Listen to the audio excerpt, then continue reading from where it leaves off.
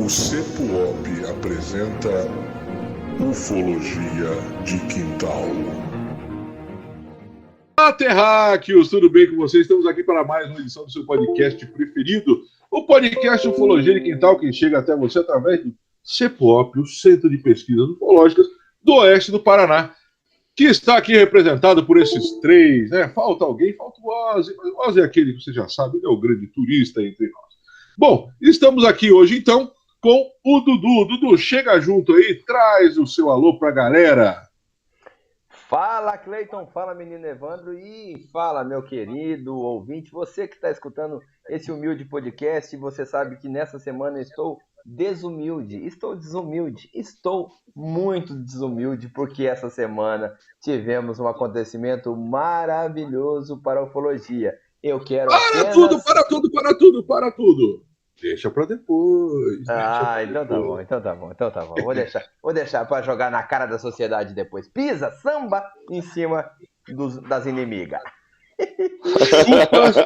Chupa unbelievers. Chupa not believers. Vamos lá, Evandrão, chega junto aí, Evandrão. E aí, bom, antes de mais nada, oi, bom dia, boa tarde, boa noite, boa madrugada a todos. Estamos aqui, eu tô com uma taxa de captura baixa, a gente tá fazendo um teste pra colocar isso em vídeo também, né, Dudu, ou não? É o 1000º teste, né? Uma hora dessa vai dar mas certo. uma hora dá certo, né, cara? Thomas Edison errou mais de 1000 vezes até fazer a lâmpada e olha só que invenção bacana que ele fez. Pois é. Obviamente isso nunca vai acontecer com a gente, mas é só para incentivar, porque eu sei que você não tem essa capacidade. As mães conseguiram errar uma vez cada um, né? Ainda bem que pararam de tentar, né? Foi uma beleza, mano, isso. Então, é isso, galera. Um abraço. O caso de hoje também tem de tudo, né, Cleiton? Hoje tem, pode falar já, né? Violência, pode. sexo, abdução, tem de tudo nesse caso. Vamos desmistificar alguma coisa, vamos quebrar o pau, que já estava quebrando, já quando escolhemos o caso, já estava uma discussão boa. Já tava instaurada, a treta estava instalada já, então acho que vai ser um capítulo muito bacana. Fica aí que a gente vai tentar desmistificar um pouco isso aí. Aquele abraço. Então vamos lá, gente. Agora sim, Dudu, agora depois das saudações iniciais, chega notícias ufológicas. Menino Cleiton, menino Evandro, eu gostaria, sabe? Você sabe, eu gostaria apenas de jogar na cara da sociedade, porque é o seguinte, eu vou abrir o meu coração para vocês. Vocês sabem muito bem que eu sou um desses últimos românticos que existem na face da Terra, uma pessoa que gosta de abrir o coraçãozinho. No litoral desse Oceano Atlântico. Garoto. Sobe o Lulu Santos. Sobe o Lulu aí, cara. Meu garoto, o que acontece, sabe? Por muito tempo, por muitos anos, as pessoas que falam ou que conversam sobre ufologia, e pode acreditar ou não acreditar, tá? Isso aí é lógico que é de cada um, muita gente acredita, tem gente que não acredita. A gente aqui, entre nós mesmos, sobre assunto ufológico, a gente tem as nossas reticências e tudo mais, mas sempre foi aquele negócio assim, aquela coisa taxada assim, de você acredita em ufologia ou você discursa sobre isso, você conversa sobre isso, logo, você é maluco. No entanto, todavia, contudo, essa semana, né, ou nesses últimos dias, aconteceram fatos que são maravilhosos. Como todo mundo já sabe, não vou chover no molhado, né, tem aquela questão dos relatórios que os Estados Unidos vão ter que agora soltar, liberar e tudo mais. Alguns pilotos americanos, gente de alta classe, pessoas, né, de garbosidade e elegância, que tiveram seus vídeos, digamos assim, entre aspas, vazados, vídeos, não deles, tá? Vídeos onde eles viram algum objeto que estava, né? Foram a público e falaram, galera, o negócio é o seguinte, a gente viu o negócio eu não sei o que é, eu não sei o que dizer. Aí, tudo bem, a galera, todo mundo, não sei o que, não, mas é os pilotos, o que tá acontecendo, tudo bem.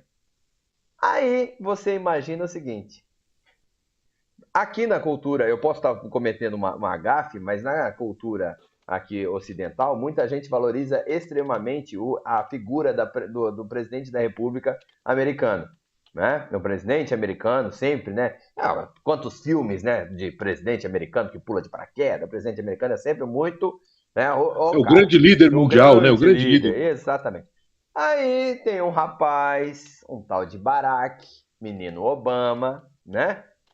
Que essa semana, dando uma entrevista num programa lá, chegou uma hora que ele pegou e falou assim: ó, eu vou falar sério com vocês. A verdade é que existem objetos que estão sobrevoando por aí, que a gente não sabe o que é, que se movimentam de uma forma completamente diferente. A gente não tem noção ainda do que é isso.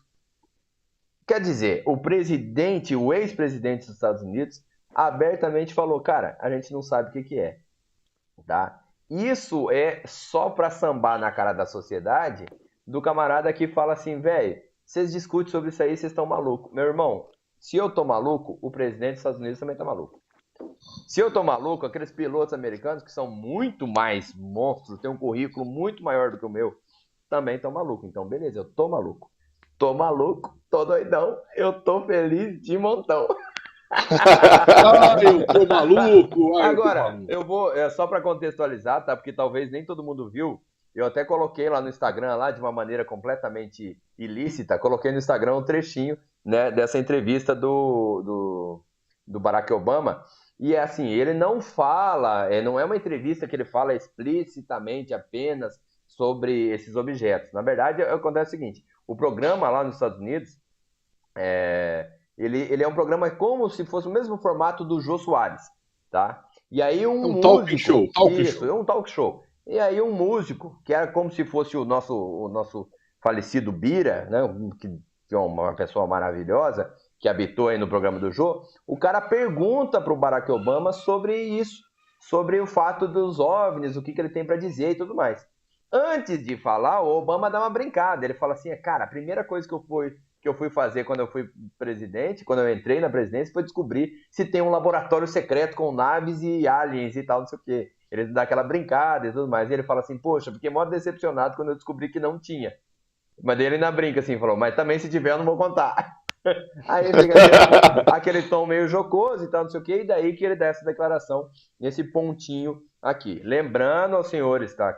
E senhoritas, que quando a gente fala sobre esse fato dos OVNIs, eu também não estou dizendo que é coisa alienígena. Não estou longe disso. Não posso dizer porque eu não sei o que é. Mas, no mínimo, eu até comentei essa semana aí com um dos nossos ouvintes, no mínimo, você não pode chamar agora de maluco um cara que fala que viu algum objeto, né, voando ali os céus e que não sabe o que é.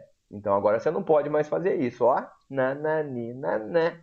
meu jovem. Então, era só isso que eu queria abrir o meu coraçãozinho aqui, meninos. Um super abraço. Aí. Segue a vida aí. Então é só isso pra você. Você que tá me ouvindo que é unbeliever, que é not believer, chupa. Bom, vamos lá, né? Vamos seguir, vamos adiante. Né? Mas sabe, hein, Cleiton? Tava vendo aqui a notícia do Dudu aí, eu já tinha visto também lá do Obama, que faz uma cara já que ele tá falando algumas coisas, etc. E o Obama, ele é um cara... eu acompanho um pouco da carreira dele. Ele é um cara que ele não costuma soltar coisas por nada, né? Então, mesmo em tom de brincadeira, ele parece que sempre tem alguma coisa amarrada aí. Então, eu tenho plena certeza que essa brincadeira que ele fez aí, ela não é só uma brincadeira jogada a esmo. Não estou dizendo que tem confirmação nem nada disso, né? Só, talvez era uma coisa nada a ver com o assunto aqui, mas uma coisa tem amarrado. Mas o que eu acho estranho é o seguinte: maluquice para mim, então, parece que se esse fenômeno ele é oficial, né? Por que não tem uma ciência, né? Por que não tem departamentos que estão estudando isso daí e estudando isso abertamente? Por que essas informações que eles sabem que existem, que estão colocadas, não estão a domínio público, para que instituições civis também possam, de posse dessas informações, né, refinar os seus dados, né, conseguir métodos de pesquisa, enfim, né, ajudar os militares, inclusive, e outros órgãos, né, nessas pesquisas. Então, é isso que, na verdade, me parece maluquice. E aí é claro que eu sempre falo daquela questão do acobertamento, que, no fundo, sim, é uma teoria que você não pode provar contrária. Então, né, é aquela coisa, você não consegue explicar, não, isso aí tem um acobertamento. Então, cientificamente fica complicado você jogar para esse escanteio, né? Mas, vista esses fatos, inclusive que o Dudu ajudou a relatar aí, não dá para pensar outra coisa, né? E assim, né, cara, o que pode acontecer? Duas coisas, né? Na verdade, várias. Eu vou puxar duas hipóteses aqui, né? Eu ia São falar, várias, caraca, né, cara? você tá resumindo só em duas, pô. Sim, são várias, né? Isso é muita coisa, eu queria puxar aqui, porque queria puxar dois aspectos aqui que a gente pode trazer. Primeiro, o Majestic 12 é real, aconteceu. Houve um acordo entre os militares norte-americanos e essas inteligências intergalácticas, vamos dizer assim. Tá? O Majestic 12 é realidade. Não foi uma fraude, não foi uma viagem maionésica, aconteceu. Esse é um fato que pode ser realidade. Outro fato, eles também não têm noção do que seja. Isso eu acho o fato mais plausível. Não tem noção do que quer que isso signifique. Eu acredito sim que eles tenham alguns artefatos em mãos, vindo desde Roswell, né, cara? Porque em Roswell ficou bem claro, os caras chegaram lá e mostraram, ó, isso aqui é o pedaço de uma nave alienígena. Depois eles guardam e falam, não, isso aqui é papel alumínio, cara. Foi um churrasco que eu fiz ontem, estou voltando aqui para mostrar para vocês, não tem nada a ver isso aqui. É um balão, tá bom, gente? Balão. Que eu falei ontem, esquece, eu tava meio, né? Então, assim, para mim, uma das duas coisas, resumindo assim muito, né? Uma das duas hipóteses que pode se levantar. Ou é realidade, tem um acobertamento sistematizado, programado, ou eles também não sabem. Simples, não sabem. Os caras vêm aqui, fazem o que querem e eles também não têm a mínima noção do que fazer. Os vídeos que eles soltaram mostram isso, né, cara? O cara não consegue nem chegar perto. Não consegue chegar perto. E essa semana, um que foi solto aí, o piloto diz, ó, o objeto voador não identificado espelhou a minha aeronave, velho. Espelhou. O que eu fazia, ele fazia também. Espelhou direitinho. Velho, né? Bom, de várias teorias aí, eu levanto duas aí para grande discussão. Mas... Então é aquela, né, Cleitão? Libera os dados, velho. Só isso. Não é alienígena. Libera os dados. Só. Aí eu te digo. Tem um fenômeno luminoso estranho lá, que não tem que ser alienígena. Libera os dados. Libera os vídeos. Aí entra outra discussão, né, cara? Por exemplo, assim, ó, isso aí pode se tornar motivo de um incidente internacional. Né? Por exemplo, se você tem realmente esses estudos, você tem armamento, imagina isso aí caindo na mão do meu país inimigo, por exemplo, ou do meu país concorrente, né? Então há toda uma preocupação, não é a população que preocupa. Eu acho que é isso, não é a população que preocupa essas autoridades. O que preocupa é o Estado inimigo. Isso aqui não pode cair na mão dele.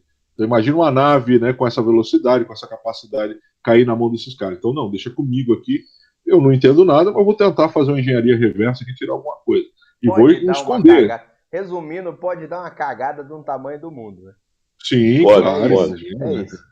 Pode ser uma. A ideia mais ou menos é pode dar um ruim que a gente não tem nem noção. Eu espero nem estar vivo para ver o ruim que pode dar isso aí. Provavelmente nós não vamos estar mesmo, né, cara? Isso aí, provavelmente nós não participaremos aí desse contato, dessa abertura geral aí, tá? Bom, então é isso aí, né, gente? Vamos seguir, vamos adiante, então? Bora lá que o caso hoje tá demais, hein? Gente, é o seguinte, vamos lá, então, vamos seguir adiante o caso que nós temos hoje. Né? Hoje nós temos um caso, como disse o Evandro aí no início, bem interessante, um caso que traz muita treta, né? Tem bastante treta nesse processo aí, mas nós vamos lá. É o caso Peter Curry.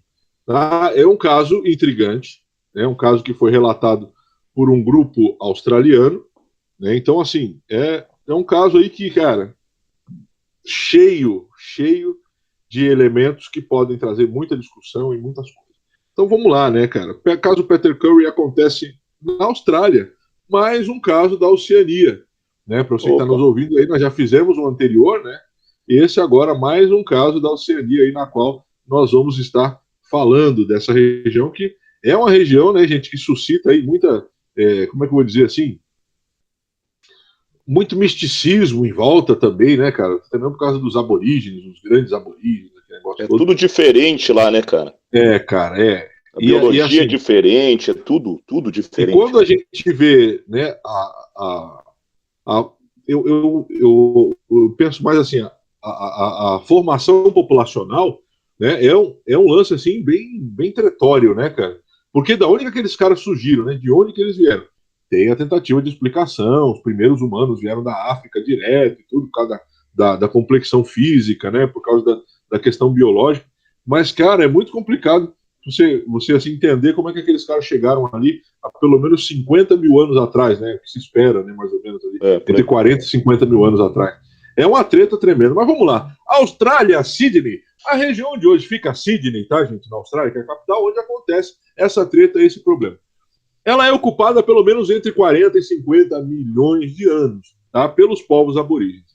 Essa galera aqui, que foi, né, que quando os ingleses chegaram ali, o capitão Cook, né, o capitão James Cook, não, era Cook, né, eu colocando já o nome do cara, o capitão James Cook, quando ele chega lá, né, tinha uma população imensa de aborígenes. E é muito interessante nós entendemos o seguinte, cara, esses caras, esses aborígenes, não eram uma só etnia, né, tem muita gente que pensa assim, ó, aborígene é um cara só, tá lá, ei, todo mundo. Não é assim, não é bem, várias etnias, mais de 300 etnias existiam na época, tá? De idiomas, eram falados mais de 300 idiomas. Então, assim, era um negócio, assim, louco, cara, doido. Não se tem muita ideia de como é que esses caras chegam lá. Vão falar bastante coisas, vão dizer que eles vão ser os primeiros a chegarem ali com algumas canoas feitas. Essa teoria aí é bem meio fajutinha, na minha opinião, né, Cleiton? Não é meio, né? Muito, né, Evandro? Porque é difícil de acreditar, demais, né? Mas os fatos levam a crer que foi assim, né? É demais, né, cara? Mas tudo bem, mas né, vamos lá, vamos deixar em consideração. A questão é que né? A verdade mas não é, cara. Que o cara tem que estar numa coragem do caramba. É muita loucura, eu acho. Não, se bem, assim, olha só, gente, se bem que, se nós formos analisar friamente, você percebe, hoje nós estamos no século 21, 2021, hoje é dia 22 de maio de 2021.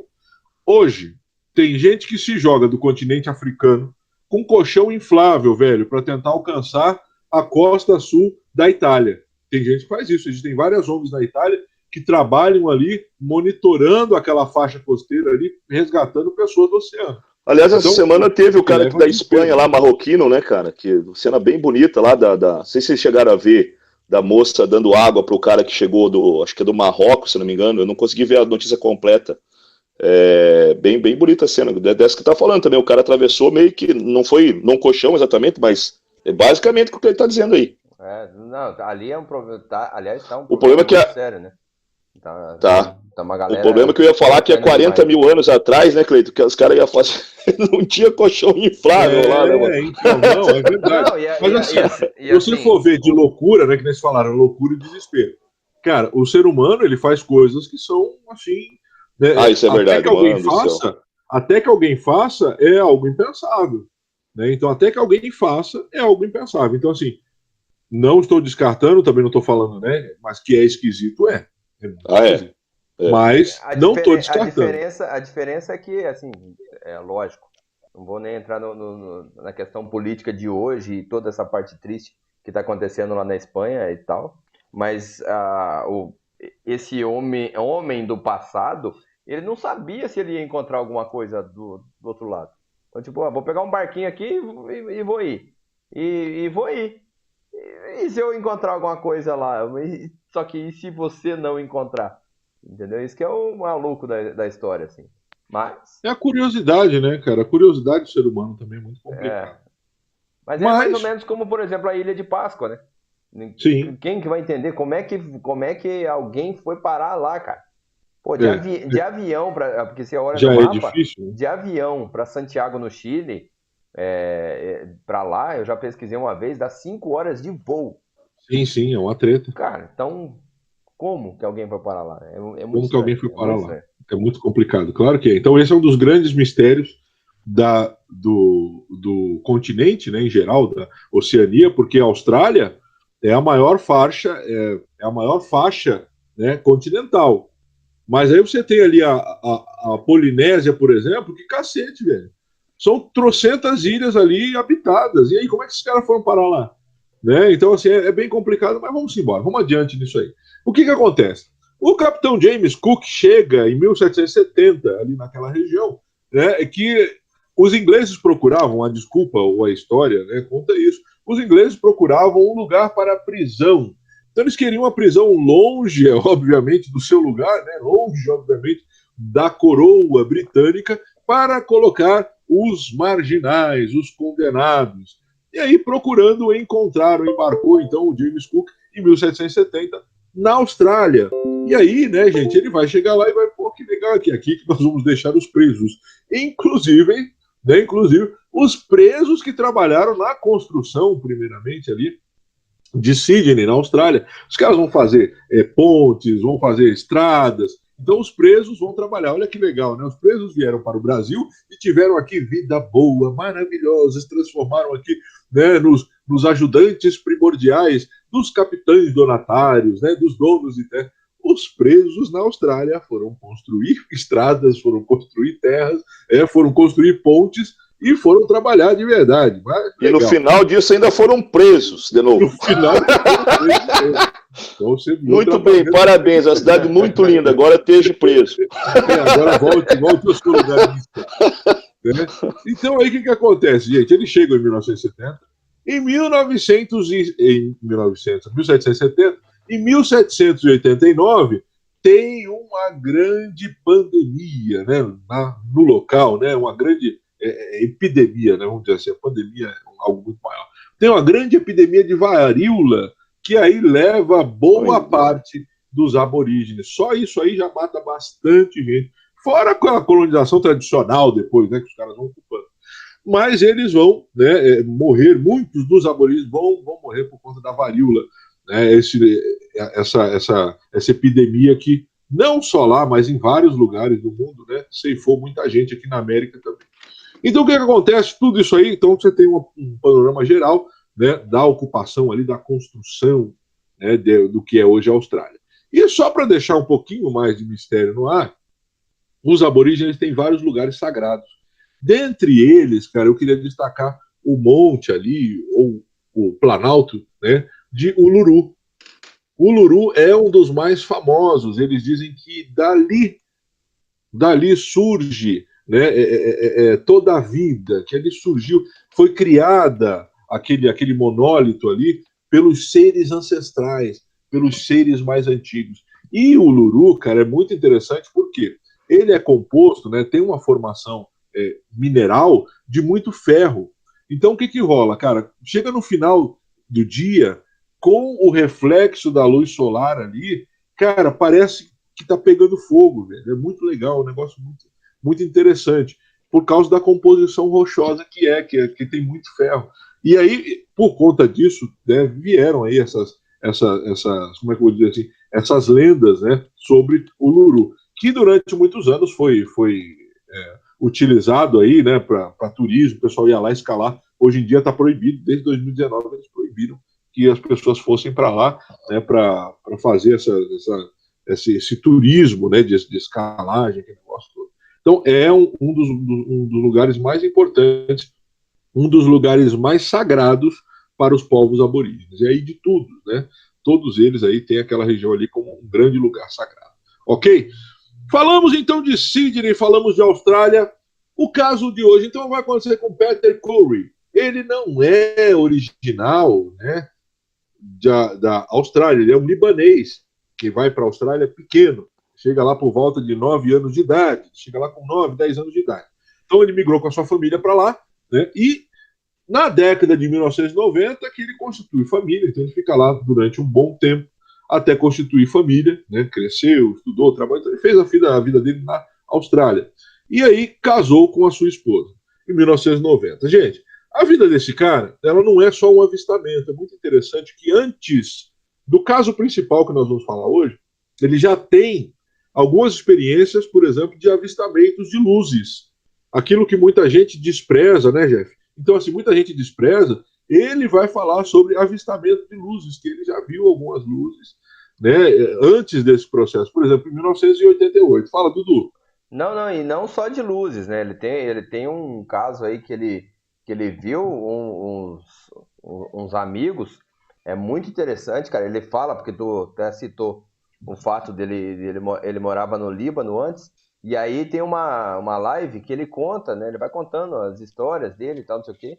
E ele fala que tem uma hora que ele tá em casa no Líbano, e ele ainda é muito novo e tal, e aí tá ele com o pai dele em casa, e aí tem uma batida de porta, alguém bate na porta do fundo.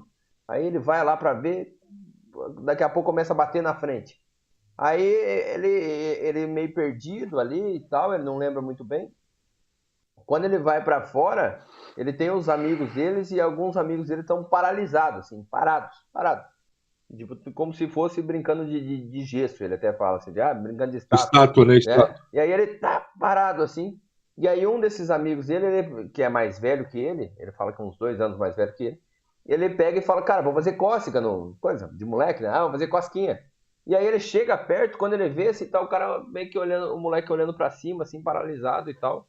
E aí ele fala que ele viu um objeto que é como se fosse num formato oval e que ele viu 2 seres em cima desse objeto, né? Ele fala assim, cara, eu vi 2 seres no objeto como se fosse um helicóptero.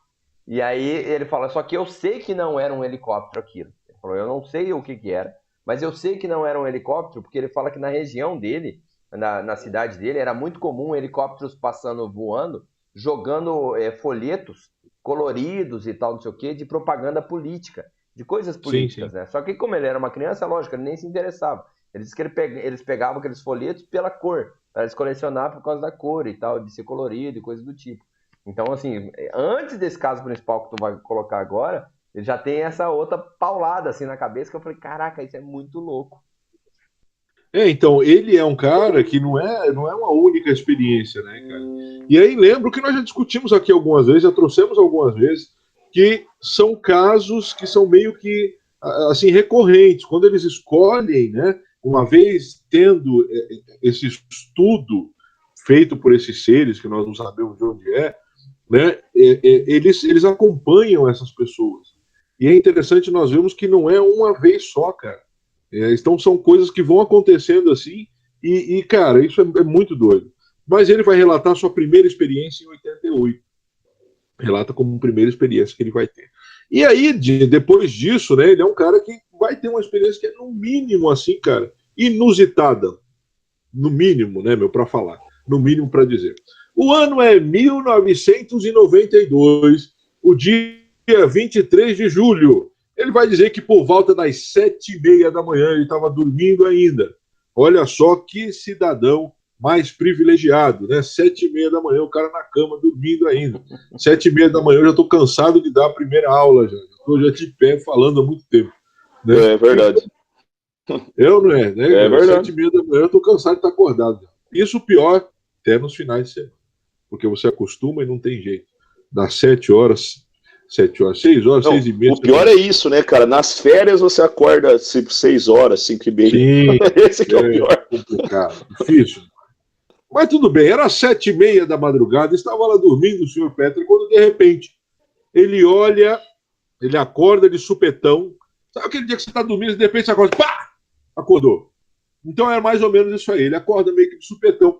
E aí ele fica assustado porque ele vê 2 humanoides, 2 seres, né, do sexo feminino, nuas, diante dele.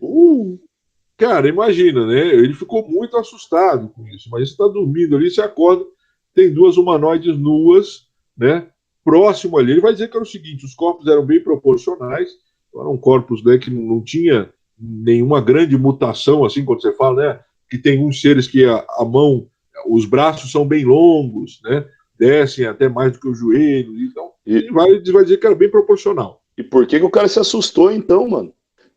É meio complicado isso, né, cara? Eu acho que ele era casado, Cleiton, por isso. Não, ele era casado. Noivo. Não, então tem que se assustar mesmo. Na época ele era noivo ainda. Tem que se assustar mesmo. Então ele tava ali, né, aquele negócio todo aí, o que acontece? Se aí eu já chutava as duas já, cara, cadê o João Kleber? Cadê onde é que tá a câmera aqui? Cadê a pegadinha? Onde é que tá o Sérgio Malandro aí? Na época cadê o Serginho? Na época o João Kleber ainda tava vendo o disco voador aqui em Cascavel.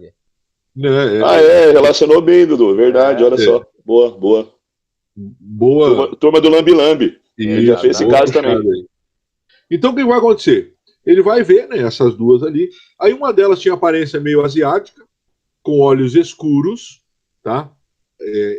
Prestamos atenção nos olhos, que eram bem grandes, desproporcionais esses, tá bom? Cabelo liso e caído na altura dos ombros, então ela era meio japonesinha, cabelo liso, olhão, né? Olhão, cabelo caído, né, nos ombros ali. A outra era mais escandinava, era mais nórdica, tá? Nossa, Então, mano, esse cara. bom, o que eu vou dizer, né, cara? Cada um com seu cada um. A outra era nórdica, né?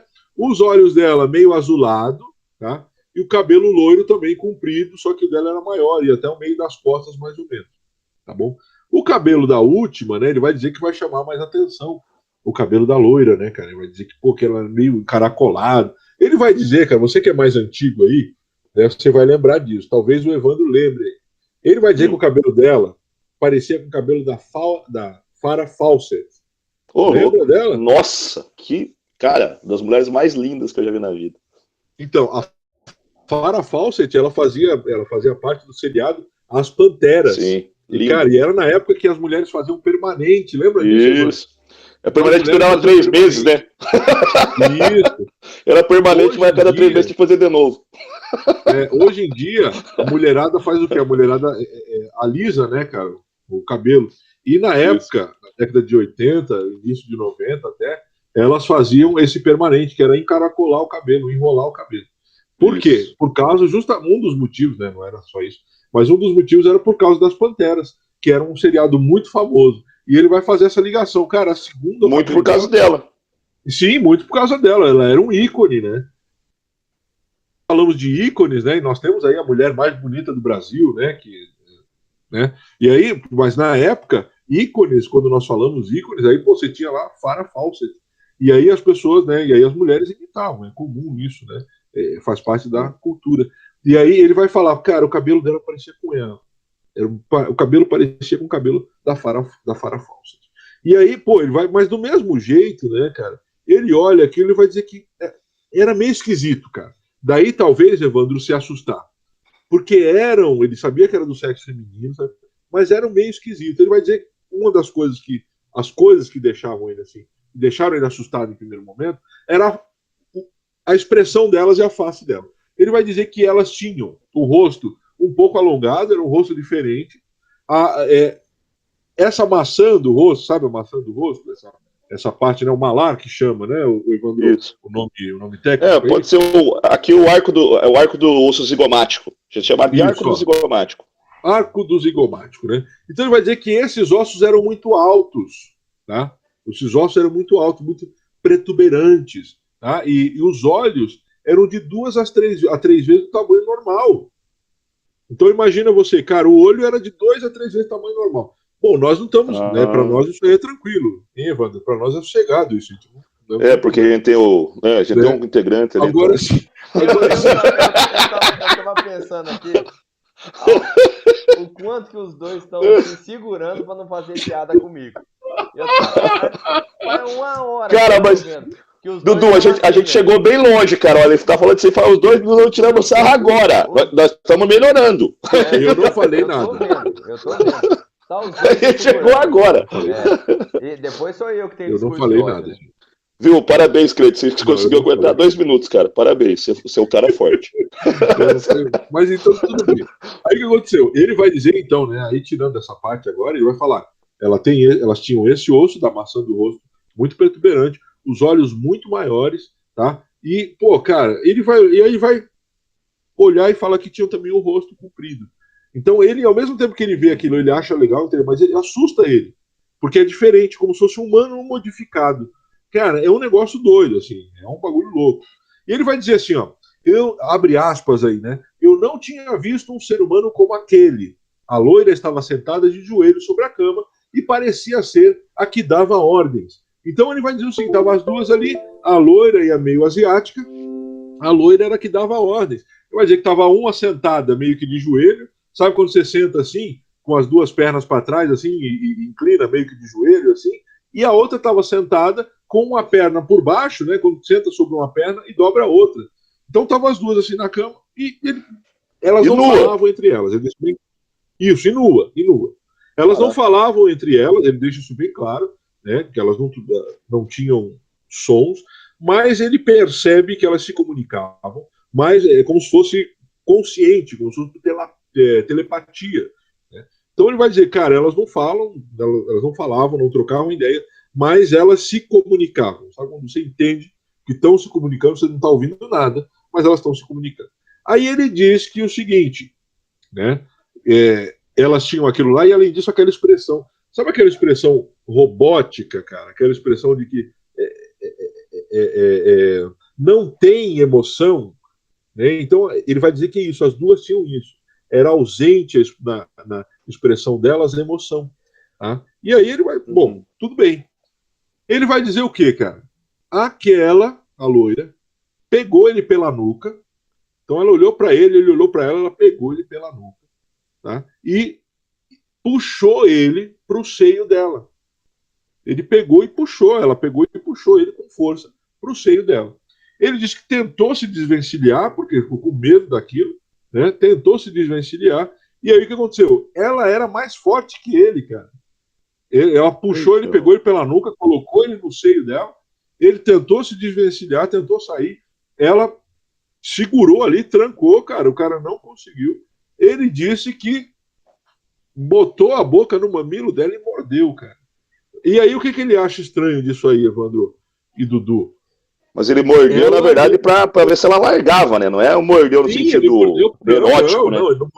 Não tem nada a ver de fetiche, de erotização, não. Ele estava desesperado. Não tem nada a ver com sentido... O Dudu tá se matando.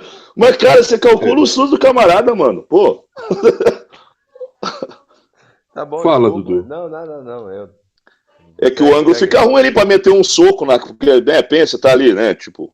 Né? Então, tipo, vou dar uma mordida aqui, não sei mais o que fazer. Não, é complicado. Aqui, assim, gente, o que nós temos que entender é o seguinte. Eu acho isso interessante, porque nessa hora que o homem, no caso dele, vê o que é ser assediado por alguém que você não quer. Tem muito homem que tem costume de fazer isso, principalmente em balada. De pegar no braço da mulher, de querer puxar pra si. Ali o cara experimentou, cara. Ele experimentou o que é. Não vou dizer que ele tenha feito isso alguma vez na vida, gente, por favor, não estou julgando ali, né? Não estou julgando esse rapaz, quero que vocês entendam muito bem. Mas é que ali, aí a gente consegue entender o que é ser assediado sem querer. E sem ter se colocar no lugar do cara. Velho. Boa, Cleiton, boa. Isso, entendeu? E sem ter a força para lutar, cara. Porque você pega aí, por exemplo, você vai nessas baladas, e tem uns caras que ficam na academia o dia inteiro, né?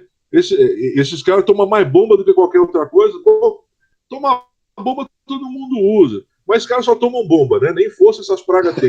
Né? O cara vai lá, você vê, o cara pesa 130 quilos, ele não consegue levantar 150 no supino, é um Zé Ruela. Mas ele enche a orelha de bomba e aí vai pra balada. Não tô falando que todo mundo faz isso, prestem atenção, tô dando só um exemplo. E aí o cara vai lá pra balada e aí pega a menina pelo braço, pega ela pela cintura e acha que... Aí, né, o cara, ele não tem noção do que é isso. Porque o homem tem a terrível impressão de que não, né? Se for mulher, tá bom, eu vou. Não, pô, que nada, o cara apareceu. Elas gostam, ele, ele não tal. Ir, cara. O cara apareceu 2 mulheres pra ele ficou triste. Mas aí se experimenta o que é ser assediado sem querer, o que é o assédio mesmo, né? A falta de respeito, quando você não quer. Simplesmente isso, você não quer, e ela forçou. E aí o que vai acontecer? Ele, num momento de desespero, ele tenta se desvencilhar e ele vai morder ela. Ele morde, como diz o outro, com força. Ele vai morder com força, cara. E ele fica assustado porque ela não sente, velho, não tem expressão nenhuma. Manja. E ele fala que ele morde com tanto desespero que ele chega a arrancar o mamilo dela, o bico ali, cara. Ele chega a arrancar aquilo. E, velho, é um negócio para mim surreal, entendeu? Eu não consigo entender algumas coisas desse relato, tipo como ele morder e engolir. Para mim essa é a pior parte, talvez. Não sei se foi um momento de desespero ali, se ele foi tossir, sei lá qual é que é, ele vai dizer que vai engolir isso aí. Deve ter sido um pedaço bem pequeno também.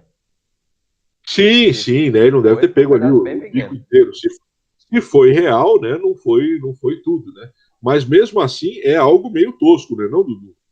Muito tosco. É uma parte que quando eu escutei o relato, eu fiquei tipo, caraca, eu levei um tempo pra entender confuso. Assim e tal. Eu confesso, eu tava dando risada aqui, talvez não seja o politicamente correto, porque quando eu escutei o relato, cara, eu tive que voltar escutei, não, desculpa, quando eu li, né? Eu tive que voltar e ler de novo, e daí eu li de novo, porque meu cérebro não tinha processo. Tá tudo bem, eu sei que vocês vão falar que eu sou meio burro, mas assim, o meu cérebro não tinha processado exatamente aquilo. Eu sei, eu não conheço você. Eu não conheço. Ai. Não, mas cara, Então, eu mas não assim, tinha. mas é complicado mesmo, cara. Bom, eu vou falar disso mais tarde, mas é bacana essa parte que o Cleiton falou. Gostei. Mas vamos lá. Né? Então o que acontece? Ele vai morder, aí ele fica intrigado, e aí abre aspas. Ele vai dizer: a expressão no rosto dela era como se dissesse: não é desse jeito, cara. Peraí, pô, não é pra morder, seu Zé Ruelo. Como se estivesse meio que num choque contemplativo ou confusa. Fecha aspas. É o que ele vai dizer. Então ele vai trazer essa ideia. Entendeu? Ela olha para ele, ele morde, ela arranca um pedaço dela, ela olha para ele, seu Zé, não é assim. Mas que coisa. Não é assim que se faz. E ele, imagina o desespero do cara ao nível que vai, então, né? Nesse momento, pô, ele tenta ali, arranca um pedaço da mulher. A mulher só olha para ele e fala: não é assim, bobinho. Não é assim que se faz. Então, para mim, o choque dele é um choque de. Como é que eu vou dizer assim, cara? É um choque de impotência. Nada que eu fizer vai me livrar dessa experiência. É o choque que ele tem. A outra mulher, a outra humanoide, né, tinha a mesma expressão, cara. É como se fossem duas máquinas ali. Elas olham e pá, legal, tudo bem. Mas, José, não é assim que se faz. Ele vai dizer que aquilo ali fica na garganta dele, ele vai ter uma crise de tosse. As duas começam a olhar para ele, cara. Peraí, velho. Tá? Meu, quiser o ela que nós vamos escolher. Essa é a impressão que dá ali naquele momento. E aí elas vão continuar com aquela expressão.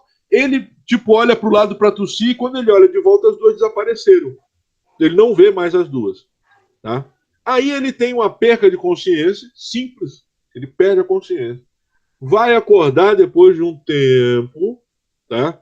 E aí já sozinho, ele levanta, vai ao banheiro, né? Então ele levanta meio que tonto, né, cara? Imagina você, Vandrão, aqueles dias da juventude, né, em que nós saíamos e tomávamos todas durante o sábado à noite. Aí chegava no domingo pela manhã em casa, né? E, cara, dormia até de roupa, ia pra cama. A mãe brigava, mas a gente só falava: desculpa, perdão, eu não queria fazer isso. E aí deitava ali, né? E acordava ali no Nunca meio mais da vou tarde. beber. E essa era a primeira coisa. Nunca mais eu bebo desse Durava um jeito. dia essa E já promessa. o domingo. Não, nem um dia durava, porque aí no domingo você acordava já estava rolando o churrasco e o pessoal tomando cerveja. Já caiu pra dentro, já. Aí é difícil, né? E aí ele acordou mais ou menos nessa daí, cara, meio atordoado, ele acorda, vai no banheiro. E aí, cara, quando ele se levanta para ir ao banheiro, ele percebe que o seu órgão reprodutor está doendo, cara. É uma dor esquisita. Ele começa a sentir aquela agonia, e aí ele vai verificar ali o seu malule, né? O seu membro, né? O seu, né? Sei lá como é que ele chamava, lá. Ele vai verificar ali o seu membro, ele percebe que tem um cabelo enrolado, né? Meio que enroscado ali por dentro do prepúcio. E aí ele vê aquilo, ele tira aquele cabelo, era aquilo que estava causando aquela dor, né? Era um cabelo extremamente forte. Ele tira aquilo ali, guarda num saquinho, né? Pô, cara, que cabelo é esse, velho? Porque ele vê o seguinte, alguma coisa interessante, né, nisso aí. Ele vem e guarda aquilo ali. E aí, né, o tempo passa, depois chegam os investigadores, né, os ufólogos que ele, na verdade, ele vai procurar ajuda quanto a isso, né? E aí o que rola? Ele vai guardar aquilo lá que posteriormente é levado para ser feito exame de DNA. Segundo as pesquisas, esse exame de DNA foi puxado um estudo chamado DNA mitocondrial, o Evandro vai falar para nós daqui a pouco sobre isso. E aí o que acontece, cara? Esse DNA não era comum, segundo esse estudo. Era um DNA, era uma mutação que vai rolar, tá? Era uma mutação. Então, assim, a partir disso aí, é tirado o cabelo dele, o cabelo da noiva lá e o cabelo que ele achou. O da noiva não é possível extrair DNA, porque tinha muita química utilizada. O dele foi tirado. E o que ele achou também. Foi decretado, então, foi descoberto que esse DNA, né, era um padrão extinto, tá, de um subgrupo racial chinês mongol. Velho, é uma coisa louca, eu não vou falar sobre isso, o Evandro que vai falar sobre isso, eu só vou tretar depois sobre isso, mas sobre o que se fala, né? Eu não vou trazer aqui minha opinião técnica, porque eu nem tenho, para falar a verdade. Então o Evandro depois vai nos falar sobre esse tipo de estudo, se é possível fazer, o que se faz, aquele negócio todo. Então, assim, o que tem no estudo é que esse fio de cabelo deveria, que pertencia a esse grupo, deveria ser pelo menos preto. Mas ele era loiro e loiro natural. Então, a partir daí se desenrola toda uma história, toda uma treta, né, em cima desse relato. Bom, vamos lá então, vamos às considerações. Vamos chamar primeiro o Dudu. Chega aí, Dudu, chega junto e já aguenta aí a onda aí, que é nós, estamos juntos. É nóis. Bom, Cleiton, então é o seguinte: primeira coisa é que quando o nosso amigo vai falar, vai relatar, ele foi atrás de um médico, tá? Ele foi atrás de um médico depois, porque aquilo estava incomodando ele, né? Então ele fala, cara, aquilo foi uma experiência muito maluca, eu queria ir atrás de um médico, né, para saber o que estava acontecendo e tudo mais. E aí ele fala que ele chega nesse médico, cara, e isso é uma coisa que, assim, velho, se você é médico, se você é psicólogo, enfim, não faça, cara, não faça. Que o cara, né, naquele exemplo de ética da medicina, ou enfim, eu confesso que eu não entendi se era exatamente um médico ou um psicólogo, o cara começa a dar risada, ele começa a rir, ele ri da cara dele, na cara dele. E ele fala, cara, o quanto que ele ficou irritado com aquilo, sabe? Porque assim, pô, você não pode, entendeu? E aí depois ele vai atrás de um médico. Aí sim, esse médico, né, é um psicólogo. E aí esse psicólogo, inclusive, encaminha ele para um grupo de pessoas que também se disseram contatadas, sabe? E aí ele até fala que ele se sente bastante acolhido lá, que daí ele começa a ter outras pessoas com relatos, né, também parecidos, ou enfim, com experiências muito interessantes, né? Então, assim, é muito bacana de saber, por um lado bom e um lado ruim, é que existia um grupo de apoio que ajudou esse amigo, e que existia também, e que é triste saber que existe um médico, né, que, pô, dadas essas circunstâncias, o cara dá risada. Lógico, nos dias de hoje, pô, você nem pode, né, fazer um rolê desse. Mas, assim, é muito triste, porque mesmo que seja um surto psicótico que o cara teve, que não foi nada verdade e tudo mais, cara, tu não pode rir da situação de uma pessoa nesse tipo de coisa. É completamente errado. Ainda mais se você for um profissional, né? Ainda mais se você for um profissional. Não sendo profissional, você já é um ridículo de fazer uma merda dessa. Sendo profissional, você merece, cara, você merece perder teu título de profissional. Outra coisa que eu achei interessante é que chega uma hora que ele fala que ele tem que contar pra noiva dele, né? E, cara, Aí é o problema. aí realmente, tipo, é um problema. Aí o bicho pega. Tu me imagina que... Cara, como é que tu vai contar pra tua mulher que, olha... Entendeu? Tu acordou com a japonesa e uma acordei com uma japonesa e uma loira, e assim, sem... E o cabelo dela ficou enrolado aqui, entendeu? E enrolado numa parte bem... complicada ali. Eu imagino que deve ter sido bem complicado, né? Porque eu acho que por muito menos, um homem casado já sofreu muito mais por muito menos. Certeza, amiguinho.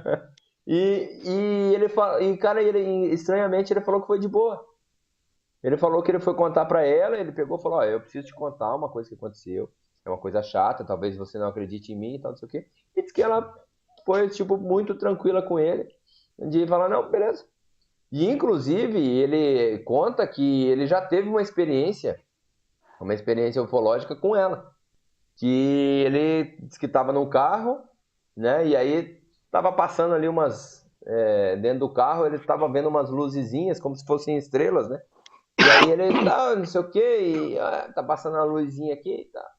E aí diz que ele olhando pra cima com ela e tal. E aí ela falou, rapaz, você tá vendo aquilo que eu tô vendo? E daí diz que uma daquelas luzinhas começou a se mexer. E fazendo uns movimentos meio diferentes. E aí ele também chamou a atenção, falou, poxa, o que é aquilo? Ele disse que pararam o carro e ficaram olhando para aquilo. Né? Ele e a então noiva dele, na época. E aí pararam o carro, ficaram olhando, e daí que aquelas luzezinhas faziam uns movimentos que não eram natural. Um movimento de ângulo de 90 graus, assim, um movimento meio rápido, depois voltava, mas sempre formando um triângulo, essas luzezinhas. Então é uma experiência que ele tem junto com ela e que diz que ela foi bem, assim, apoiou ele bem. Caraca, ela realmente é até de se estranhar, né? Que ela tenha levado tão na boa Ou que pelo menos no relato dele, ele disse que ele levou tão na boa esse tipo de situação. Nem sempre, né, Dudu? Assim, porque o que eu pensando, talvez, como ela tenha pensado, né? Pô, se ele já tá me contando, cara, então não tenho por que tretar, né? Eu acho que a mentira, ela pesa muito mais, né? Eu acho que toda mulher pensa assim, todo ser humano pensa assim. A verdade, por mais dolorosa que seja, você tem que dar um crédito e tem que tentar entender. Agora, o pior é a mentira, né, cara? Mentira que é aí que o bicho pega. Mas vamos lá, então. Evandrão, chega junto aí, Evandro. Nós temos muita coisa para discutir hoje, hein? Tem Pois bastante é, coisa cara. aí que dá para trazer. É tanta coisa que a gente vai ter que resumir bastante, tá, Cleiton? Só, por exemplo, essa parte do gene mutado ali que ela tem de chineses, poderia passar, Mongóis, inclusive, né? Inclusive, agora é recente, mês passado, eu tive a oportunidade de fazer, né, participar de uma aula com o André Strauss e também o Klaus Peters, que são um dos papas de antropologia aqui, que falam em língua portuguesa, né? É porque um deles é alemão, no caso, mas fala bem o português. E que ele fala basicamente só sobre isso, né? E o curso demorou quase uma semana toda.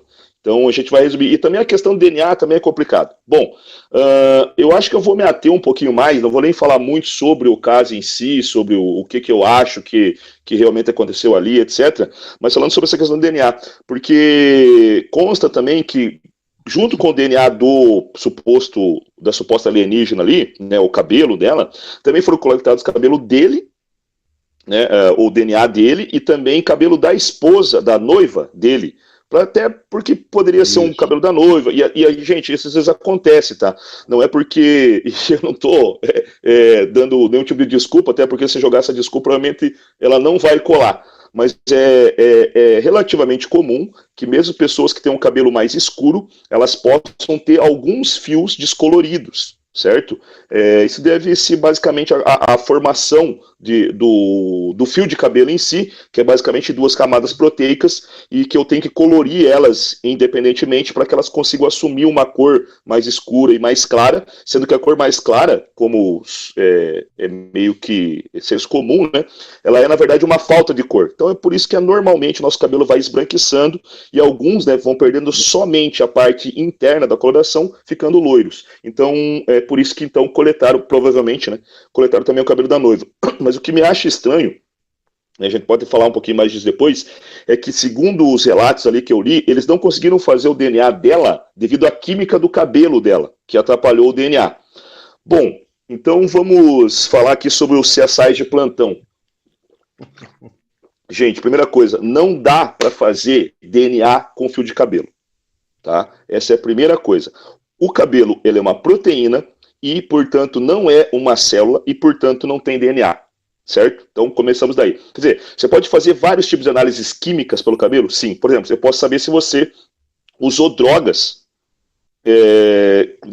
Depende da droga, talvez uma vez na vida vai ficar lá no teu cabelo. Né? Dependendo do tamanho do cabelo, etc. Vai depender de uma série de fatores.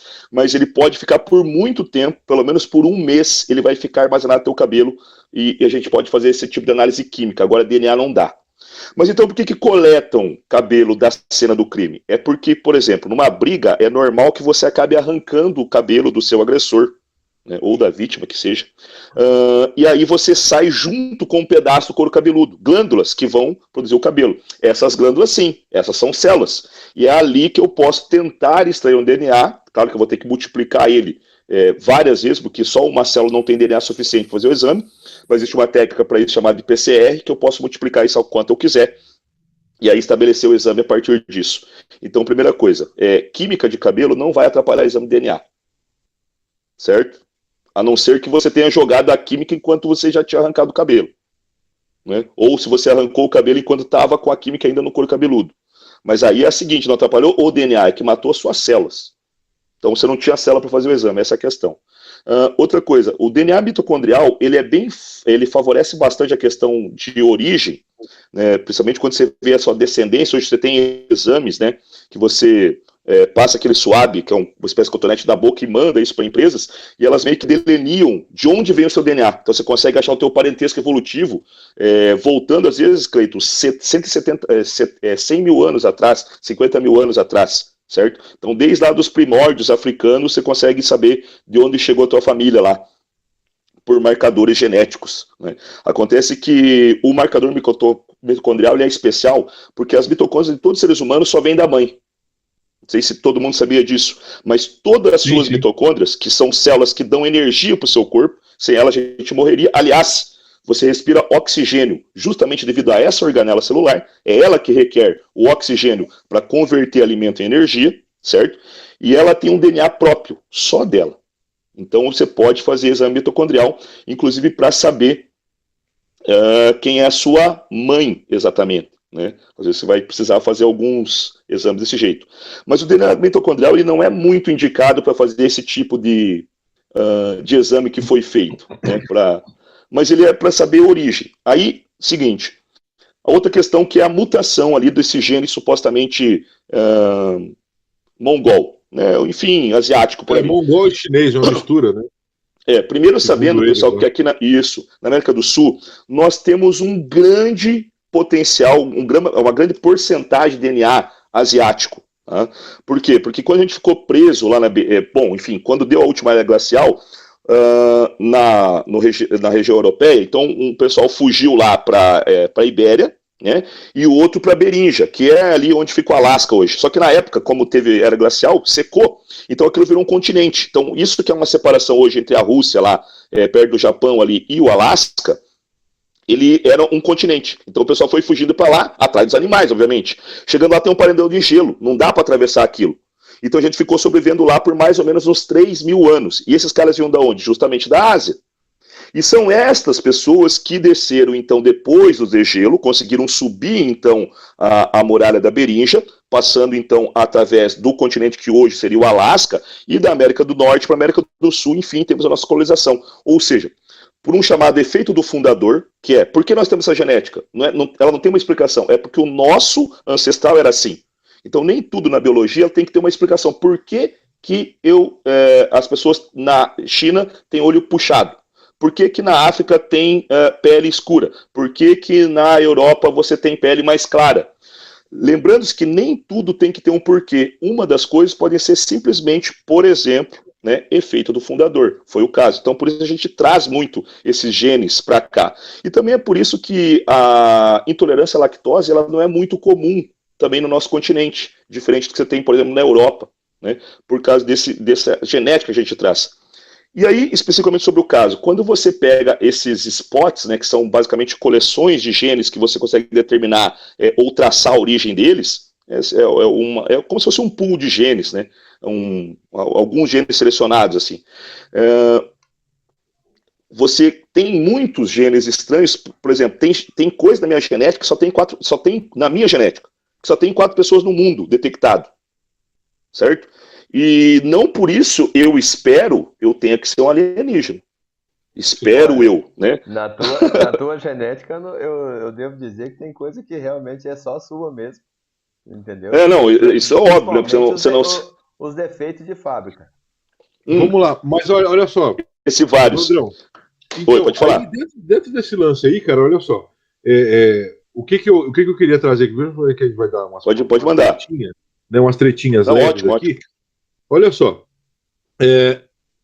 aí esse caso ele traz à tona, né, e ele é colocado pelos ufólogos que vão fazer essa pesquisa, a questão da panspermia, né, que seria aí a semeadura de vida no universo, né, através de várias formas aí. Alguns acham mais pela questão alienígena mesmo, de seres inteligentes plantando a vida em vários planetas, outras ramificações, né, ou os cientistas acreditam que vindo por meteoros, trazida por cometas, por meteoritos, a chegada dessas primeiras, né, vidas unicelulares, de forma simples, né, como a explicação da vida no nosso planeta. Uhum. Cara, aí é o seguinte, aí os ufólogos, né, como ufologia, nós vamos trazer para esse lado e vamos analisar então aqui agora, vamos discutir isso aí. Bora lá. A invasão mongol à China foi no século XIII, por volta de 1200 e pouco. A partir do século XIII, nós vamos ter uma invasão, nós vamos ter uma mistura, né, de etnias ali. Você tem uma invasão, você tem a mistura, seja ela por estupros e violência, seja ela por casos amorosos mesmo, né? Então, assim, pelas vias tem várias. Aí, assim, Evandro, se ocorreu mesmo a panspermia por forma, né, pensada. Peraí. Então, gente, é o seguinte, né? Quando nós falamos, então, Evandrão, dessa panspermia, e pensando pelo lado ufológico, cara, quando nós vemos lá em alguns escritos antigos, né, principalmente um dos mais conhecidos do mundo, que é a Bíblia, né, utilizada em todos os continentes, fala sobre uma hibridização.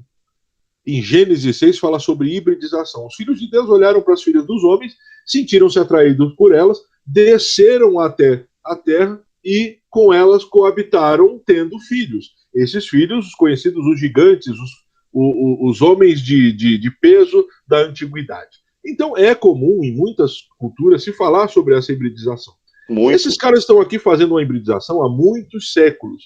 Não seria, então, Evandro, essas espécies, esses seres que chegaram ali, seres que foram produzidos de uma hibridização do século XII, talvez sendo resgatados dali, sendo coletado material genético, coletado uma coisa daquela época ali do século XII ali, em que há a invasão, né, do século XIII, né, que há a invasão mongol ali, não seria, cara, uma forma assim de ver isso? São seres que foram coletados, porque nós temos aqui o caso Vilas Boas, temos o caso Tasca, que ambos tiveram, né, segundo o relato deles, eles juram de pé junto, tiveram, né, contato sexual com seres de outra dimensão, que eles não sabem, né, de outra dimensão, de outro planeta. Não seria, então, experiências assim, Ivan? Só pra gente aqui confabular sobre isso. Não, ótimo. O problema é o seguinte, que você quer muita coisa. São muitas conversas numa conversa só. O problema é que ela não faria sentido se a gente não falasse delas todas juntas. Inclusive, eu estava falando do relato da Bíblia, eu sei que você conhece muito bem, mas o próprio livro de Enoque, ele explicita bem melhor essa parte, bem melhor não digo assim, mas também de uma maneira bastante ampla, né, essa questão da hibridização. Né? Detalhada. Mais detalhada, enfim, conta mais essa história, que não é um livro considerado canônico, né, por muitas religiões, mas, né, era um livro que foi, inclusive na própria Bíblia, em alguns livros ele é citado. O Cleiton conhece isso muito bem, né, devido também a toda a vivência e formação acadêmica que ele tem sobre isso. Mas aí dizendo, essa hibridização, ela teria que acontecer, bom, ela poderia ter acontecido também no século XIII e posteriormente, assim, de maneira pontual, mas ela teria que ter acontecido antes. Veja uma coisa curiosa, Cleiton, porque quando eu falei, por exemplo, que a gente tem sangue asiático, a gente tem DNA asiático, em grande quantidade, você pode fazer a pergunta, tá, mas e por que então nós não temos olhos puxados? A questão é, se você voltasse, e nem precisa voltar muito, tá? Se você voltasse 10 mil anos antes, ou 8 mil anos antes, e você fosse para a China, você não encontraria chineses. Se você pegasse uma máquina do tempo e fosse agora, eu quero me transportar 8 mil anos no passado para o território onde hoje é a China. É claro que você encontraria chinês lá, porque todo mundo que está habitando lá, vamos supor, né, seria chinês, devido a ter nascido. O que eu quero dizer é que eles não tinham essa aparência. Essa aparência que nós, do senso comum, do que é o chinês, de como é o japonês, aqueles olhos, né, puxados, o asiático, sobre as suas pálpebras, né, tem até um termo para isso, né, é um termo que surgiu, uma mutação que surgiu só posterior a essa divisão. Ou seja, aquela história que eu contei lá do continente da Berinja, onde a gente herda então esse DNA das pessoas que eram asiáticos, lembrando que esses asiáticos daquele passado não são como os asiáticos de hoje. Ou seja, quando eu digo que a gente tem sangue asiático, eu não estou dizendo que a gente tem sangue de japonês, chinês ou de qualquer coisa que seja atual. É mais ou menos como aquela história que o homem veio do macaco. Né? Sim. Darwin nunca falou uma besteira dessa. Tá? O que ele quis dizer é que um ancestral comum, muito no passado, deu origem a ambos. Então nem o homem atual veio do macaco atual, como também o macaco atual não veio do homem atual. Né? Então havia um antepassado distante que esse antepassado não existe mais. Ele ficou aí pela história. Exatamente. Então na questão de hibridização, Cleiton, inclusive essa teoria da panspermia, ela foi proposta assim mais fortemente pela primeira vez pelo Lavoisier, que para quem já fez ensino médio já sofreu muito com esse cara, já chorou muito por causa dele, né? Já deve ter reprovado muitas vezes na matéria de química por causa do Lavoisier, considerado também um dos pais da química, né? E também um gênio, infelizmente morreu enforcado porque na França diziam que o novo país não precisaria de cientistas. Então eles enforcaram, acho que queimaram o cara lá, não estou me recordando agora. Eu conheço um país que tem adotado Lavoisier. Tem uns países que estão seguindo umas coisas parecidas, não precisa de cientista. Ciência só enche o saco, mas enfim, segundo alguns, né? Mas enfim, o Lavoisier ele propôs isso e foi uma teoria que só foi aceita porque foi ele que propôs. Porque como ele é um cara muito inteligente, com um papo, seria a mesma coisa você discordar de Stephen Hawking, né? Eu mesmo discordo de muitas coisas que ele fala, né? Mas quando eu digo isso em voz alta, as pessoas estranham. Olha, que metido, olha que soberbo, tá duvidando do Stephen Hawking. Bom, primeiro que você nem sabe direito o que o Stephen Hawking realmente fez. Na maioria dos casos é assim, né? E outro que você não sabe o que eu fiz também, né? Mas enfim, deixando isso de lado, então fica muito feio. Não, e outra que o Stephen Hawking também não foi guilhotinado. Não foi guilhotinado. Moral, né? Tem uma história. Mas enfim, e essa teoria, ela não tem... Que argumento válido, hein? Que argumento bom, hein? Não, mas cara, mas não é verdade? Só é bom se você for guilhotinado. Então... Claro, cara. Cara aí a gente não vai discordar de você. Na morte do Lavoisier. Então ficava muito feio você discordar do Lavoisier. Então por isso você aceitou. Então beleza, a vida veio de fora da Terra. Porque de fato, a gente não explicou bem, isso a gente tem que admitir, a gente não explicou bem o surgimento da vida na Terra até hoje. Tá? Então a gente tem ali algumas teorias, a sopa primordial, etc. Mas no fundo a gente não tem essa certeza de onde a vida veio. E com algumas evidências, principalmente as arqueobactérias, coisa que o Clayton já citou também em alguns episódios aqui no podcast, que são bactérias que conseguem crescer em lava vulcânica. Porque os grandes problemas da panspermia são basicamente 3. Né? Primeiro, ela não é científica. Por quê? Porque ela não explica o surgimento, ela transfere a explicação. Então, onde é que surgiu a vida? Ela surgiu em outro planeta. Bom, então você não está explicando como é que ela surgiu. Você está transferindo do nosso planeta para outro. Como ela se espalhou só, né? Isso, exatamente. Segundo problema, a viagem cósmica a bordo de um cometa, por exemplo, ela demoraria bilhões de anos, certo? O que uma vida não poderia persistir mesmo com a civilização, talvez. E terceiro, na entrada da Terra, ela seria calcinada, ou seja, totalmente destruída devido à temperatura e o choque com a nossa atmosfera. Isso mesmo sem a presença de oxigênio. Tá? Isso eu não estou dizendo nem do fogo, estou dizendo do impacto mesmo.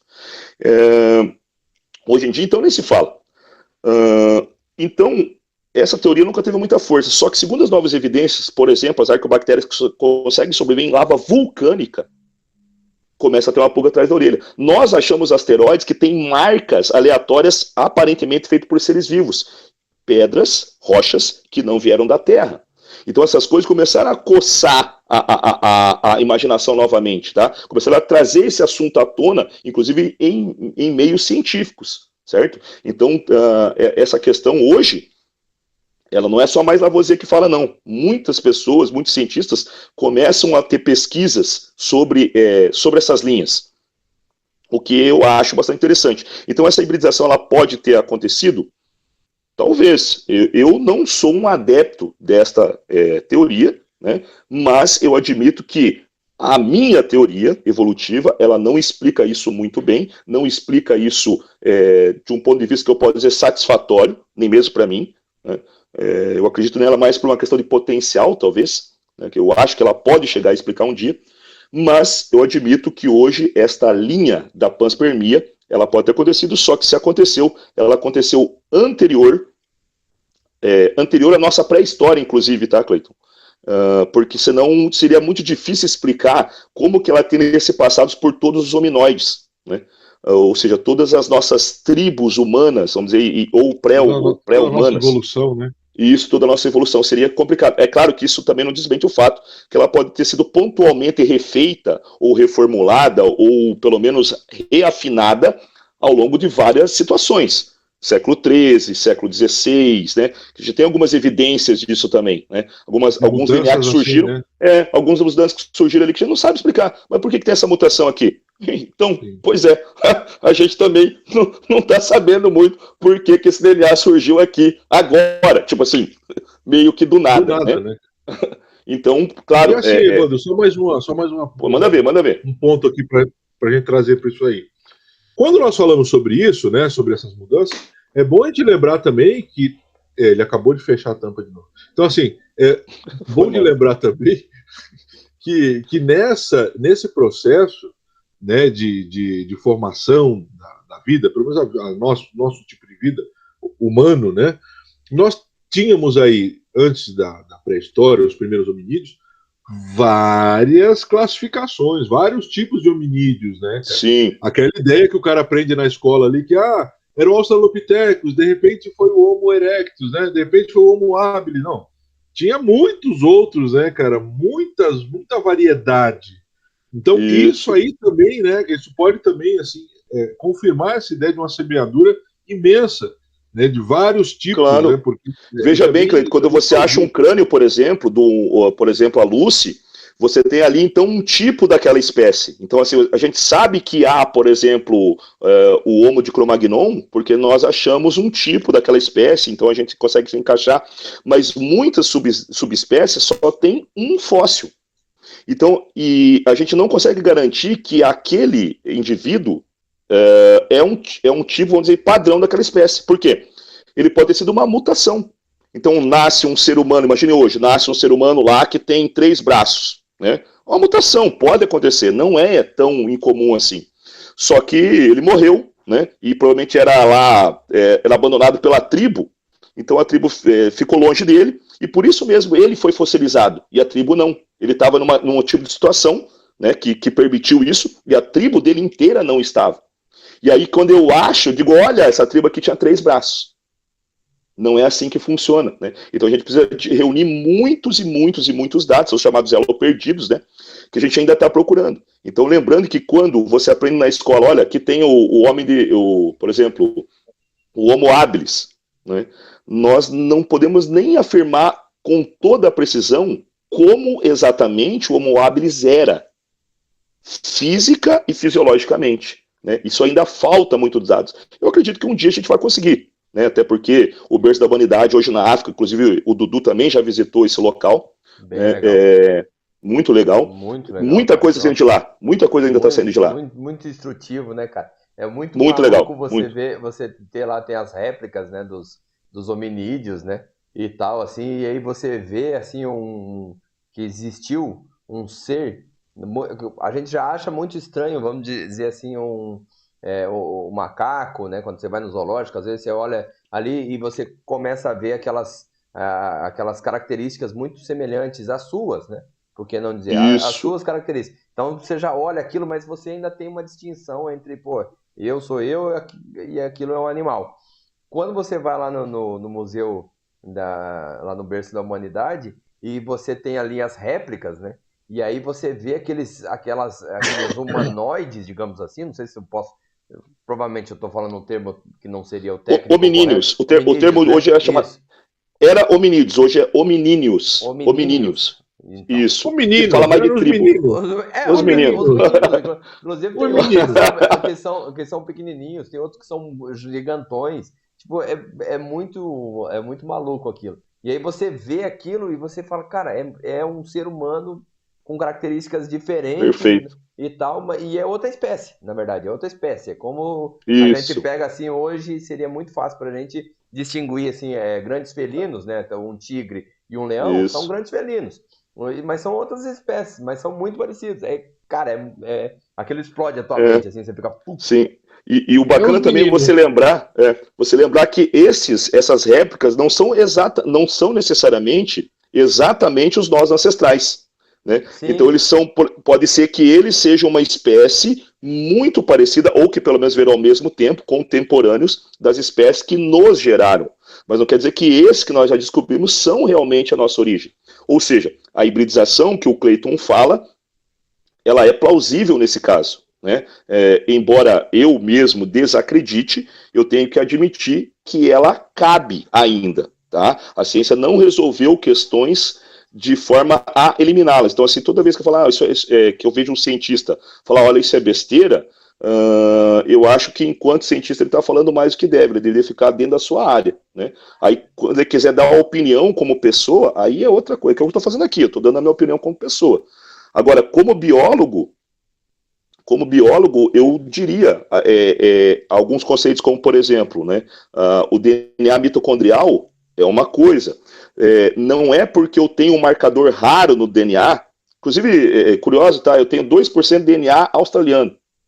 Não me pergunto onde é que veio, mas está no meu DNA. Eu fiz o exame e recentemente consegui detectar isso aí. Mas enfim. Então, no próximo episódio começaremos com o Evandro dançando a raca. Vamos lá, pode Quero só ver como é que vai ser isso aí. Mas não é uma mutação rara que faz você fora para ele, que todos nós vamos ter algum tipo de mutação rara, né, que pode acontecer em pouquíssimas pessoas da Terra. Então, assim, precisaria para dizer se realmente qual é esse marcador. Qual é exatamente esse marcador? Porque dizer assim, é um marcador que existe em 4 famílias apenas, lá na Ásia, e que as pessoas são morenas e esse cabelo é loiro. No fundo, isso, claro, para um leigo pode querer dizer muita coisa, mas em uma linguagem técnica, isso eu estou dizendo como biólogo, ele não quer dizer muita coisa, não. Tá?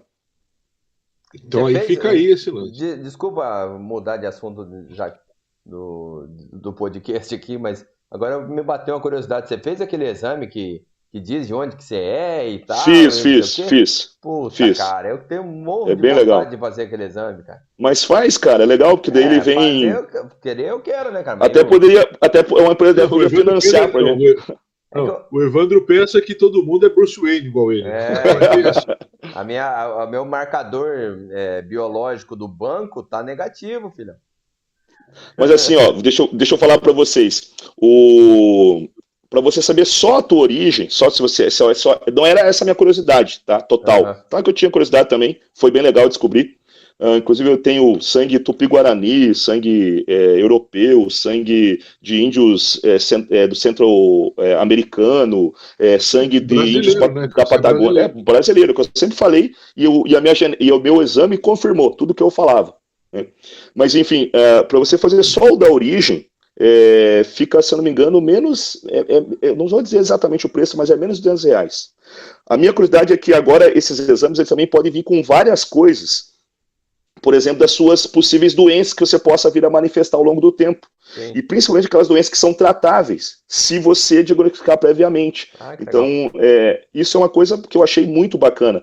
E ainda outras coisas que ainda está bem engatinhando, então não é tão efetivo, mas ainda assim ajuda, que é a questão assim, de que tipo de exercício para você funciona melhor, se você tem alguma interação medicamentosa. Por exemplo, eu acabei descobrindo que o remédio que eu uso para o meu filho, porque eu fiz o exame meu e da minha esposa, o remédio que eu fiz para o meu filho, ele não age muito bem com a genética dele. Então isso aí permite, olha que bacana, eu mudar a medicação que o meu menino usa devido a esse exame genético que eu fiz. Né? Então, tá muita coisa engatinhando, mas é bem bacana. O pessoal que tem curiosidade, assim, entra na internet para dar uma olhadinha. Tem uma empresa brasileira aqui do Brasil, excelente, cara, que faz esse trabalho. Para mim, você vai passar o link ali depois que eu vou dar uma olhada. Eu passo, sim, com certeza. Para os ouvintes, só vai passar se essa empresa patrocinar a gente. Podia. Pô, se essa empresa patrocinasse, ou a Darkside, ou a Amazon, pra gente pegar livro mais barato. Vamos lá, então, gente. Vamos lá o que há. Bom, então é o seguinte. Fechamos hoje sem fechar. Esse episódio, cara, esse episódio, para mim, ele é, cara, totalmente, assim, surreal. Tá? Eu vou dar a minha opinião logo de cara aqui. Eu sou unbeliever nesse episódio, tá? Eu não acredito que ele ocorreu, como falado. Se aconteceu alguma coisa, essa coisa, né, foi naquele espaço de tempo ali que ele ficou inconsciente, e aí ele tem algumas memórias implantadas, um pouco de confusão mental, mas eu não acredito muito da forma que é relatado por ele, entendeu? Se houve alguma coisa, se aconteceu alguma coisa, tem muita confusão mental nisso, tem ali a mente ali tentando, né, encaixar algumas memórias, encaixar algumas coisas. Nesse episódio eu sou not believer. Nesse episódio eu não acredito muito no que tem acontecido, tá bom? Então vamos começar assim. E para você que nos ouviu até agora, Panspermia, né, um filme muito legal ligado a esse episódio é o Operação Marte, tá? Operação Marte é um filme, cara, excepcional. Meu, é um filme eu passo bom, aquela cena final, que eu não vou dar spoiler, aquela cena final lá que eles realmente veem. É Missão, tá? Missão Marte. É Missão. Não confunda com Perdido em Marte, que é recente agora, com Matt Damon. É outra coisa. Isso. Mas esse filme eu passo aquele trecho final todos os anos para meus alunos como exemplo de panspermia. Porque isso é matéria de ensino médio, tá? É muito bom. Panspermia cósmica é matéria de ensino médio, seu ensino. E aí, só para finalizar aqui a minha parte, esse relato, a história, tá, do Peter, ele tem um livro, tá, que é Hair of the Alien, DNA and the Northern Forensic Evidence and Alien Abductions. Esse livro você encontra lá na Amazon, né? Esse livro não tem, cara, em português, tá? Ele não tem em português, mas se você gosta de ler, você consegue entender inglês, tem na Amazon lá, você pode comprar lá, é um livro muito bom, cara. Ele detalha muito mais coisas, ele vai falar muito mais coisas, né? Mas é para quem gosta de ler também, para quem gosta de se aprofundar, pode encontrar na Amazon esse livro aí, que é um livro muito bom, tá bom? Então é isso aí, da minha parte fica isso, eu sou not believer. Vamos lá, Dudu, você que tá caladinho aí, chega junto aí, suas considerações finais. Bom, vamos fechar aqui, né? Primeiro que é um momento, digamos assim, histórico no Ufologia de Quintal, porque a gente tem o Clayton sendo not believer em um caso. Isso eu acho que nunca aconteceu aqui. Então, eu nem tenho mais roupa para emitir uma opinião, porque, assim, o que está acontecendo com a Ufologia de Quintal? O que está acontecendo hoje? Olha, gente, com o mundo. Vou pedir para você, mande uma mensagem para o Clayton, tá? Manda uma mensagem no privado lá no Instagram, eu encaminho para ele, se for o caso, porque ele deve estar chateado com alguma coisa, deve estar tendo algum problema. Porque, assim, o Clayton not believer, eu não sei nem o que dizer, eu realmente não sei o que dizer. Tá, então eu vou deixar isso aí eu não vou nem expressar o que eu realmente penso, porque, assim, eu vou deixar para você ouvir. Ficou chocado. Não, eu tô abalado, assim, tudo aquilo, isso que é para você ver, isso é para você que tá escutando, você que tá, se tudo der certo, você que estiver assistindo, isso é para você ver o quanto que realmente a gente se surpreende, o quanto que a gente aprende, porque, assim, esse é um dia que eu achei que não ia acontecer. E olha aí, tá aqui, sociedade. Tá aqui, sociedade. O Clayton sendo not believer em algum caso. Tá? O Obama é believer e o Clayton not believer, cara. Quem diria um negócio desse? O mundo vai acabar mesmo, não, já era. Tá virando, nós estamos de ponta cabeça. O mundo tá de ponta cabeça. A inversão magnética tá aí, cara. Eu acho que o Clayton aproveitou que estava na Austrália o caso e ele falou, cara, eu vou ficar de ponta cabeça. Eu sou o not believer. Eu tô indignado. Desculpa. Eu não sei o que está acontecendo. Vou atravessar a linha internacional de data. Bom, então queria aproveitar, vou mandar aquele abraço especial para você que está no nosso grupo do Telegram, como sempre, o pessoalzinho que está seguindo a gente lá no Instagram. Queria agradecer aí, vocês estão percebendo que se tiver um pouquinho melhor o áudio do nosso podcast, é o nosso grande editor, então mandar um abraço apertadinho para você, nosso querido editor, que deve estar sofrendo um monte, porque ele pegou o áudio na íntegra. Então ele deve ter sofrido várias vezes. Até eu vou colocar um pedacinho desse sofrimento lá no nosso Instagram. E mandar um abraço especial, sabe para quem, Clayton? Pro Jeff. Eu não falei para você, o Jeff participou aqui de um episódio com a gente. Eu falei para você, ele vai conhecer a gente de verdade, ele vai sumir. O que aconteceu? Sumiu. Desapareceu, velho. O Jeff sumiu. Aí. Ele só dá aqueles risinhos assim lá no nosso grupo Telegram e faz assim, ó.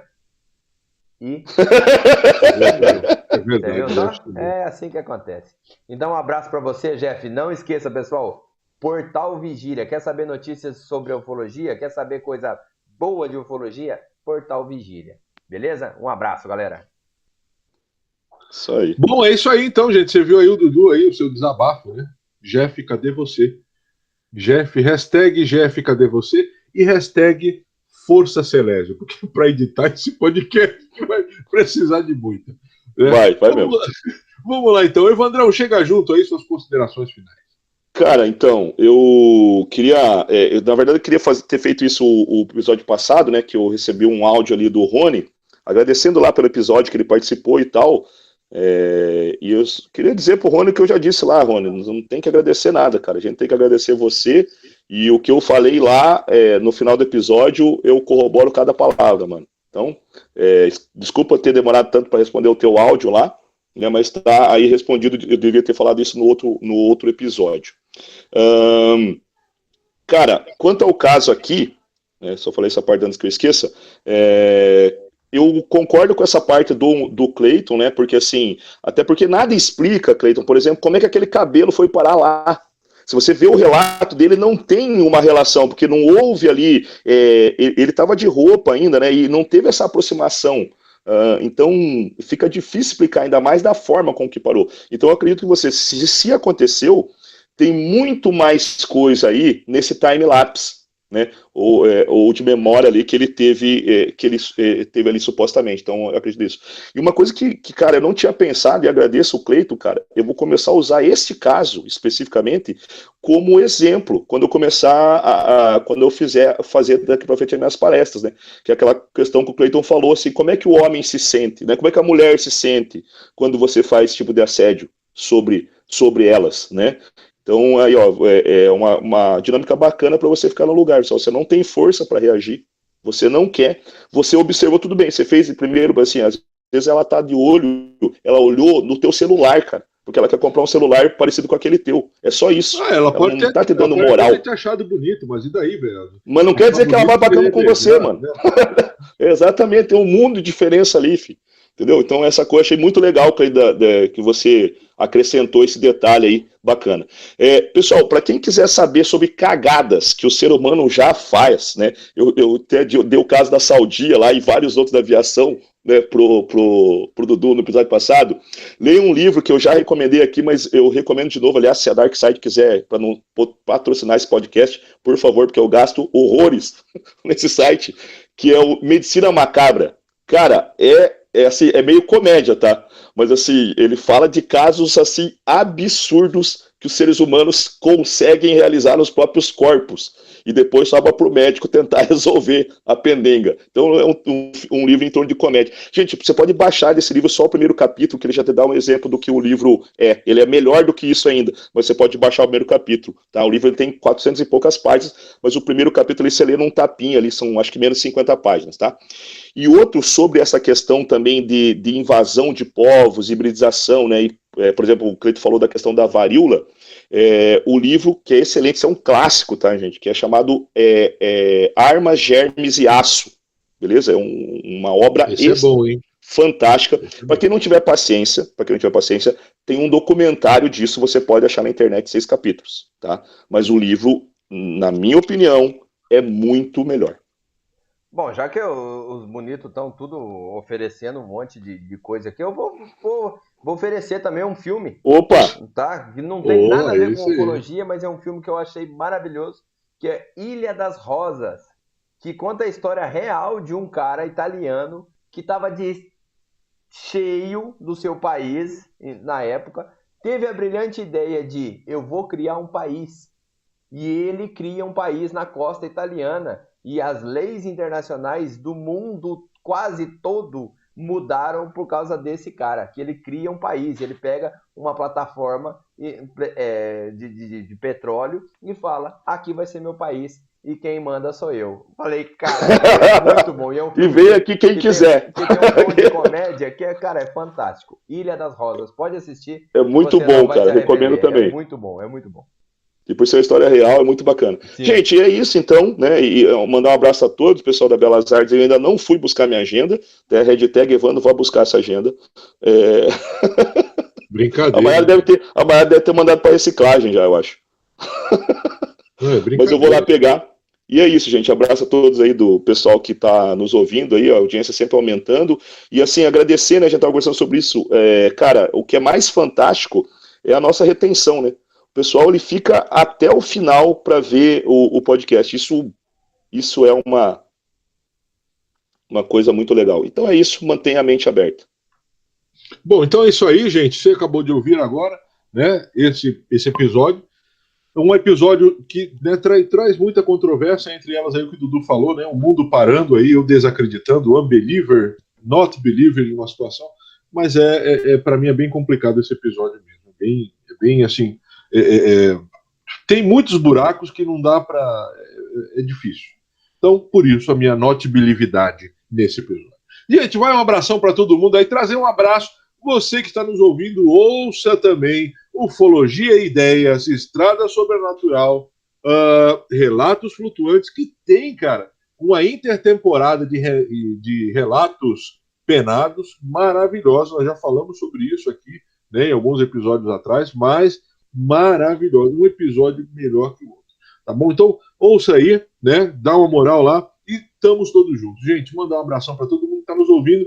Pessoal do Telegram, pessoal do Instagram, pessoal do Twitter, pessoal do Facebook, pessoal do YouTube. Nossa campanha agora é chegar aos 1.000 inscritos lá no YouTube. Vamos lá, dar uma força.